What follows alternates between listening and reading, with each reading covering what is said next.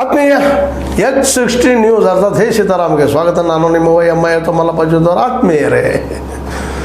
ಇವತ್ತು ಮತ್ತು ದೆಹಲಿಗೆ ಹೊರಟಿದ್ದಾರೆ ನಮ್ಮ ಯತ್ನಾಳ್ ಅವರ ಗುಂಪು ಬಣದವರು.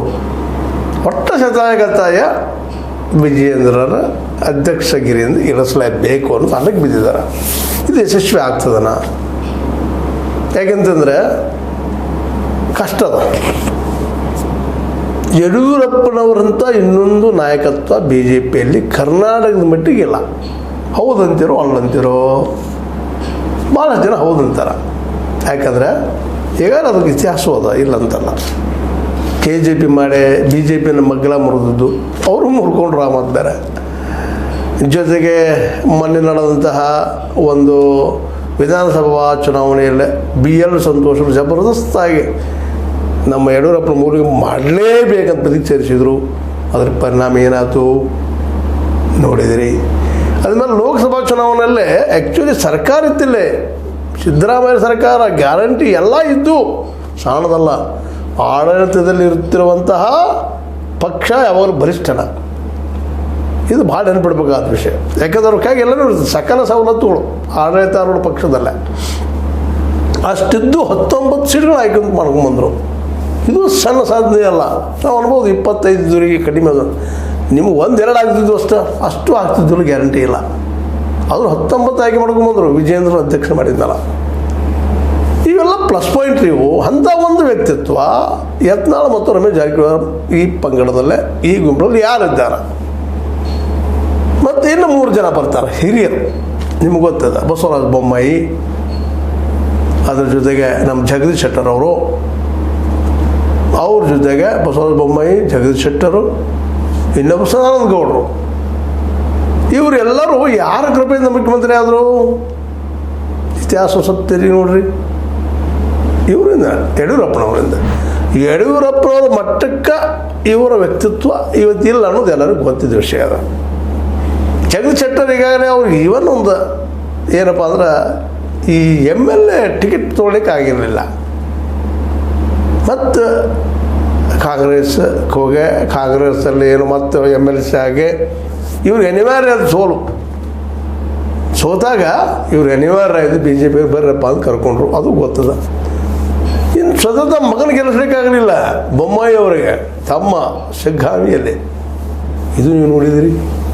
ಸದಾನಂದ ಗೌಡರು ಇವತ್ತೇನಿದ್ದಾರೆ, ಒಂದು 4 ಮಂದಿ MLಗಳನ್ನ MLCಗಳನ್ನ ಆರಿಸ್ತಿರೋಂಗದ್ರ ಸಾರಿ ನಮ್ಮ MP ಗಳನ್ನು ಇಲ್ಲ. ಮತ್ತು ಯಾರಿಬ್ಬರು ವಿರುದ್ಧ ಈಗ ಅವ್ರನ್ನ ಕಿತ್ತು ಹಾಕಿದ್ರು, ವಿಜಯೇಂದ್ರ ಕಿತ್ತು ಹಾಕಿದ್ರೆ ಯಡಿಯೂರಪ್ಪನವರು ಬದಿಗೆ ಸೇರ್ತಾರೆ. ಅಂದಾಗ ಏನು ಮಾಡ್ಲಿಕ್ಕೆ ಸಾಧ್ಯ ಇದೆ? BJP ಉಳಿಬೇಕು ಬೇಡ ಅಸ್ತಿತ್ವದಲ್ಲೇ? ಈ ಪ್ರಶ್ನೆ ಹೈಕಮಾಂಡನ್ನು ಕಾಡ್ತಾ ಇದೆ. ಅವ್ರಿಗೆ ಮೊದಲಿಗೆ ಯಡಿಯೂರಪ್ಪ ಬೇಡ ಆಗಿದ್ದಾರೆ. BL ಸಂತೋಷ್ ಸದಾ ಹೈಕಮಾಂಡ್ ಕಿವಿ ಊದು ಜಾಗದಾಗ ಕುಡಿದಿದ್ದಾರೆ. ಅವ್ರು ಹೇಳ್ತಾನೆ ಇರ್ತಾರೆ, ಅವ್ರು ಬೇಡಪ್ಪ ತೆಗಿ ನೋಡಿದ್ರೆ. ಆದರೆ ಇಲ್ಲಿ ಎಸ್ಟಾಬ್ಲಿಷ್ ಆಗ್ಬೇಕಲ್ರಿ. ಮೊನ್ನೆ 19 ಲೋಕಸಭಾ ಸದಸ್ಯರಾಗಿ ಸಾಣದಲ್ಲ. ಯಾಕಂದರೆ ಆಡಳಿತದಲ್ಲಿದ್ದರೂ ಜೊತೆಗೆ ಗ್ಯಾರಂಟಿ ಇವರು ಸಹಾಯಕ್ಕಿತ್ತು ಕಾಂಗ್ರೆಸ್ಗೆ.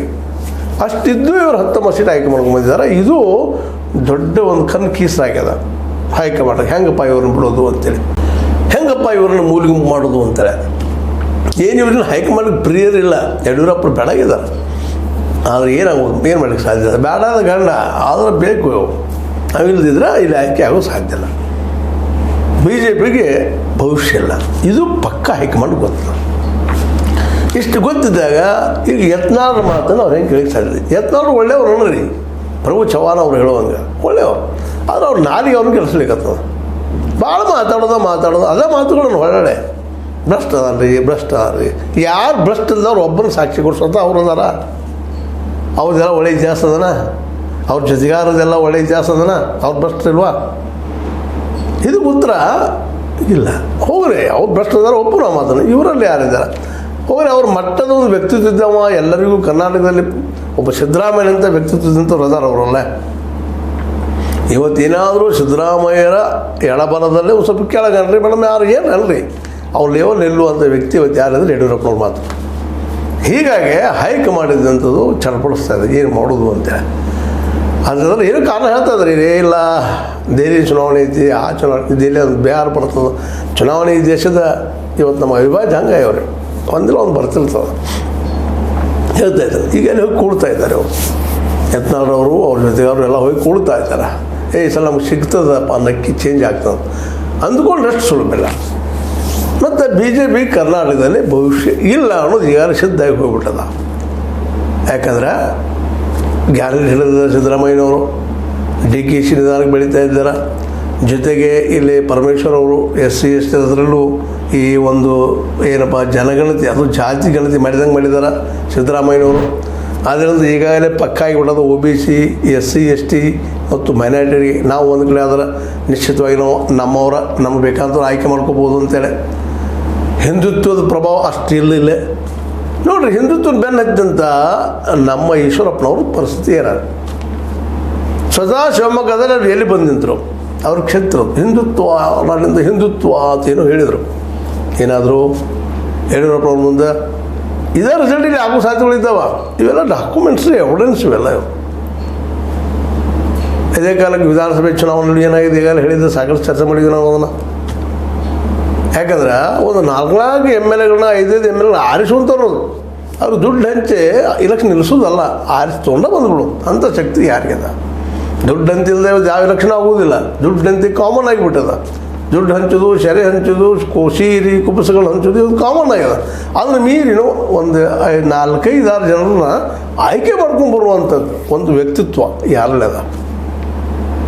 ಯತ್ನಾಳವರಲ್ಲದನ, ಲಿಂಬಾವಳಿ ಅವರಲ್ಲದನ, ಕುಮಾರ್ ಬಂಗಾರಪ್ಪನವರಲ್ಲದನ, ರಮೇಶ್ ಜಾರಕಿಹೊಳಿ ಅವರಲ್ಲದನ, ಯಾರ್ಯಾರಲ್ಲದ್ರಿ ಇವರೆಲ್ಲ?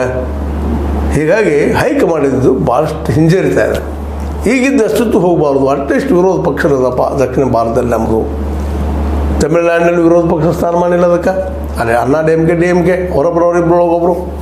ಆಂಧ್ರದಲ್ಲಿ ಅಲ್ಲಿ ಪರಿಸ್ಥಿತಿ ಹೆಂಗದ ಅಲ್ಲಿ ಅಂತೀವಿ. ಆಂಧ್ರದಲ್ಲಿ ಅವರು ಇವರು ನಮ್ಮ ಆಂಧ್ರ ಪ್ರದೇಶದಲ್ಲ ನಾಯ್ಡು ಅವರು ವಿರೋಧವಾಗಿ ಇನ್ನೊಬ್ಬರವ್ರು ನಮ್ಮ ಇವರು ಬರ್ತಾ ಇರ್ತಾರೆ. ಇನ್ನು ತೆಲಂಗಾಣದಲ್ಲೇ ಸ್ವಲ್ಪ BJP ಅದು ಇಲ್ಲಂತಲ್ಲ, ಆದರೆ ತೆಲಂಗಾಣದಲ್ಲಿ ಇರುವಂಥದ್ದು ನಿಮಗೆ ಗೊತ್ತದ, ನಮ್ಮ ಕಾಂಗ್ರೆಸ್ ಮತ್ತು ಅವ್ರ ಎದುರಾಳಿ ಅವ್ರನ್ನ ಗೆದ್ದಿದ್ದು. ಈಗ ದಕ್ಷಿಣ ಭಾರತದಲ್ಲಿ ಎಲ್ಲೂ ಇಲ್ಲ. ಕರ್ನಾಟಕದಷ್ಟು ವಿರೋಧ ಪಕ್ಷದ 66 ಇವು ಅದಾವ MLAಗಳಿದ್ದಾರೆ BJPಗೆ. ಅದನ್ನು ಕಳ್ಕೊಂಡು ಪ್ರಸಂಗ ಬರ್ಬೋದೇನೋ ಅನ್ನೋ ಭಯ BJPಗೆ ಅದು. ಅದಕ್ಕೆ ಅವರು ತಡೀತಾ ಇದ್ದಾರೆ. ಎಲ್ಲ ಇಷ್ಟೊತ್ತಿಗೆ ಮುಗಿದು ಬಿಡೋದು ಗೇಮ್. ಇಷ್ಟು ಜಗ್ಗು ಅವಶ್ಯಕತೆ ಇರಲಿಲ್ಲ. ಇದು ನಾವು ತಿಳ್ಕೊಂಡಿರ್ಬೋದಿಲ್ಲ, ವಿರೋಧಿಗಳು ಕೊಡ್ಬೋದು, ಇದನ್ನು ಯತ್ನಾಳ್ ಗುಂಪಿಗೆ ಕೊಡ್ಬೋದು, ಅದಕ್ಕೆ ಜಗ್ತಾ ಇದ್ದಾರೆ. ಜಗ್ಗೋದ್ರಿಂದ ಲಾಸ್ ಆದ BJPಗೆ. ಆದರೆ 2 ಮಾತೇ ಇಲ್ಲ, ದಿನಕ್ಕೆ ಅದು ವೀಕ್ ಆಗ್ತಾನೆ ಅನ್ನೋದು BJP. ಹೀಗಾಗಿ ಇವತ್ತು ಯತ್ನಾಳ್ ಬಾಳೇನೋ ಹೋಗ್ತಾ ಇದೆ. ಆದರೆ ಎಷ್ಟು ಮಟ್ಟಿಗೆ ಅದು ಸಫಲ ಆಗ್ತದೆ ನಮ್ಮ ಯಡಿಯೂರಪ್ಪರ ಮಗನನ್ನು ಕೆಳಗಿಳಿಸುವಲ್ಲೇ ಅನ್ನುವಂಥದ್ದು ಭಾಳ ಮಹತ್ವದ ವಿಷಯ. ಯಾಕಂದ್ರೆ ವಿಜಯೇಂದ್ರ ಅಂದ್ರೆ ಯಡಿಯೂರಪ್ಪ ಅಂದ್ರೆ ವಿಜಯ.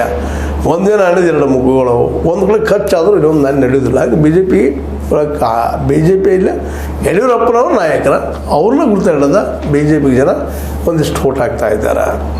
ಅದ್ರ ಜೊತೆಗೆ BJPಯ ಒಂದಿಷ್ಟು ಜನ ಒಳ್ಳೆ ಜನಗಳು ಇದ್ದಾರಲ್ಲ, ಇವು ಏನು ವಿರೋಧ ಮಾಡ್ತಾ ಇರಲ್ಲ, ಇವರಿಂದ ಒಂದಿಷ್ಟು ಸೀಟ್ಗಳು ಆಯ್ಕೆಯಾಗಿ ಬರ್ತಾ ಇದ್ದಾವೆ ವಿನಃ ಇಡೀ ರಾಜ್ಯ ಮಟ್ಟದಲ್ಲ ದೊಡ್ಡ ವ್ಯಕ್ತಿ ಇಟ್ಟುಕೊಂಡು ಇಡೀ ರಾಜ್ಯದ ಚುನಾವಣೆ ಮೇಲೆ ಪ್ರಭಾವ ಮಾಡುವಂತಹ ಯಡಿಯೂರಪ್ಪನವರಂತಹ ಒಂದು ವ್ಯಕ್ತಿತ್ವ ಇಲ್ಲ ಅನ್ನೋದನ್ನು ನಾವಿಲ್ಲಿ ಭಾಳ ಸೂಕ್ಷ್ಮವಾಗಿ ಗಮನಿಸಬೇಕಾಗಿದೆ. ಇನ್ನು ನಿರ್ಧಾರ ಅವ್ರಿಗೆ ಬಿಟ್ಟಿದ್ದು, BJP ಬಿಟ್ಟಿದ್ದು, ಯಾವ ರೀತಿ ನಿರ್ಧಾರ ತೆಗೆದುಕೊಂಡು ಅಷ್ಟೇ ಅದ. ಆದರೆ ಭ್ರಷ್ಟರು ಮಾತ್ರ ಎಲ್ಲ ಪಕ್ಷಗಳಿದ್ದಾರೆ. ಇವರು ಭ್ರಷ್ಟ ಇಲ್ಲ ಅಂತ 224 MLAಗಳಲ್ಲಿ ಒಬ್ಬರನ್ನು ತೋರಿಸಿದ್ರೆ ಸಾಕು, ಇವ್ರು ಭ್ರಷ್ಟ ಇಲ್ಲರಿ ಅಂತೇಳಿ ರೆಕಾರ್ಡ್ ಅವ. ನಿಜವಾಗಿ ಕರ್ನಾಟಕ ಜನ ಭಾಳ ಒಳ್ಳೆಯ ಜನ ಇದ್ದಾರೆ. ನಾವು ಕರ್ನಾಟಕ ಜನರ ಪರವಾಗಿ ಹೇಳಬೇಕಾಗ್ತದೆ. ಪಾಪ ಅವ್ರು ಏನು ಮಾಡೋರು, ಎಲ್ಲ ಅಂಥವ್ರು ಬರ್ತಾರೆ, ದುಡ್ಡು ಅಂಥವ್ರು ಬರ್ತಾರೆ, ಪ್ರಾಮಾಣಿಕ ನಿಲ್ಲಕ್ಕೆ ಶಕ್ತಿ ಇರೋದಿಲ್ಲ. ನಾವಿವತ್ತು ಹೋಗಿ ಇಲೆಕ್ಷನ್ ಬಾಂಡ್ ತೊಗೊಂಡು 10 ಮಂದಿ ತೊಗೊಂಡು ಹೋಗ್ತಾನಂದ್ರೆ ನನಗೆ ಮಿನಿಮಮ್ ಒಂದು 10-20 ಲಕ್ಷ ಕೈ ಆಗಬೇಕು. ನಾನು ಹೋದ್ ಮಾರಿ ಯಾರು 10-20 ಲಕ್ಷ ಕೊಡೋದಿಲ್ಲ. ಇಂಥ ಪರಿಸ್ಥಿತಿ ಪ್ರಾಮಾಣಿಕರದು. ಅವ್ರು ಹೊಟ್ಟೆ ತುಂಬಿಸೋದಕ್ಕೆ ಅಷ್ಟ ಅದ. ಇನ್ನು ಮತ್ತು ಇವ್ರು ಬಂದು ಇಲೆಕ್ಷನ್ ಇತ್ತು, ಇವ್ರಿಗೆ ಫೋಟೋ ಹಾಕೋದಿಲ್ಲ ನಮ್ಮ ಮತದಾರನಂತೆ ಅಷ್ಟು ಪಕ್ಷ ಅದ. ಅಂದರೆ ಪಾಪ ಅವರು ಬೇಸತ್ತಾರೆ, ಹೋಗಿ ಬಿಡಪ್ಪ ನಮಗೇನು ಮಾಡೋದು, ಜನಕ್ಕೆ ಬೇಕಾಗಿದೆ, ನಾವೇನು ಮಾಡೋರು ಅಂತೇಳಿ ಮೌನ ಆಗ್ತಾ ಇದ್ದಾರೆ. ಇಂಥ ಪ್ರಸಂಗದಲ್ಲೇ ಯಡಿಯೂರಪ್ಪನವ್ರಿಗೆ ಒಂದು ಹೆಸರದ ಜೊತೆಗೆ BJPಯ ಒಂದು ಆರ್ಥಿಕ ಬಲ, ಧನಬಲ ಅದ. ಇಲ್ಲಿ ಒಂದಿಷ್ಟು ಕಾಂಗ್ರೆಸ್ಸಿಗೆ ಎದುರಾಳಿ ಆಗೋ ಸಾಧ್ಯತೆಗಳಿದ್ದಾವೆ. ಇದನ್ನು ಸಹಿತ ಸೂಕ್ಷ್ಮವಾಗಿ ಗಮನಿಸಿದಾಗ ಮೋಸ್ಟ್ಲಿ ಈ ಸಮೀಪದಲ್ಲಿ ಬಗೆಹರಿಯೋದಿಲ್ಲ.